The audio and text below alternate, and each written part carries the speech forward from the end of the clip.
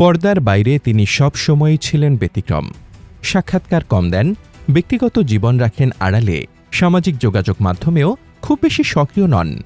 সেই মানুষটি যখন সিনেমার আলো ছেড়ে রাজনীতির ময়দানে নামলেন, তখন অনেকেই প্রশ্ন তুলেছিলেন, নীরব এই তারকা কি পারবেন জনতার নেতা হতে? আজ জন্মদিনে অভিনেতা বিজয়ের তারকা থেকে রাজনীতিক হয়ে ওঠার গল্প তুলে ধরব আপনাদের সামনে। সিনেমার পরিবেশেই বড় হয়েছেন বিজয়। তার বাবা এস.এ. চন্দ্রশেখর ছিলেন তামিল চলচ্চিত্রের পরিচিত নির্মাতা। শিশু শিল্পী হিসেবে অভিনয়ে অভিষেক হয় তার, আর প্রথম পারিশ্রমিক ছিল মাত্র ৫০০ রুপি। সেই ছোট্ট শুরু থেকেই ধীরে ধীরে তৈরি হয় এক বড় তারকার পথ চলা। ৯০-এর দশকে পরিচিতি পেলেও বিজয়ের ক্যারিয়ারে বড় মোড় আসে ঘিল্লি সিনেমার মাধ্যমে। এরপর কাথি, মার্শাল, বিগিল, লিও সহ একের পর এক ব্যবসা সফল সিনেমায় নিজেকে নিয়ে যান অনন্য উচ্চতায়। শুধু বিনোদন নয়, তার সিনেমায় উঠে এসেছে কৃষক, শিক্ষা, দুর্নীতি ও সামাজিক পরিবর্তনের নানা বার্তা। কিন্তু সময়ের সঙ্গে বদলাতে থাকে বিজয়ের অবস্থান।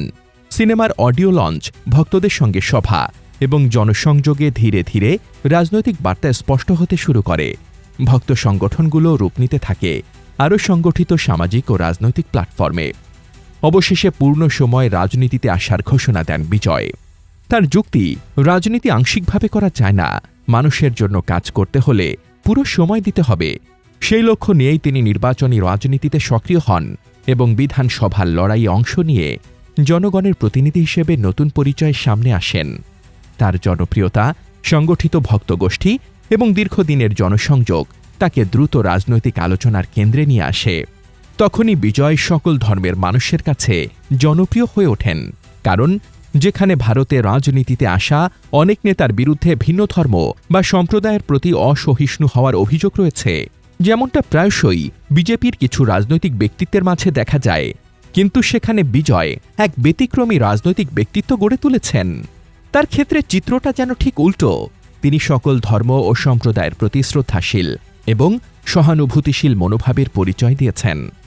একসময় যিনি ক্যামেরার সামনে সংলাপ বলতেন, এখন তিনি জনতার সামনে বক্তব্য দিচ্ছেন।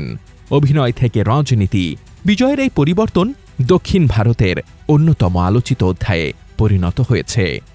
৫০০ রুপির শিশুশিল্পী থেকে কোটি কোটি মানুষের পরিচিত মুখ, বিজয়ের গল্প এখন শুধু সিনেমার নয়, রাজনীতির মঞ্চেও নতুন এক অধ্যায়ের নাম।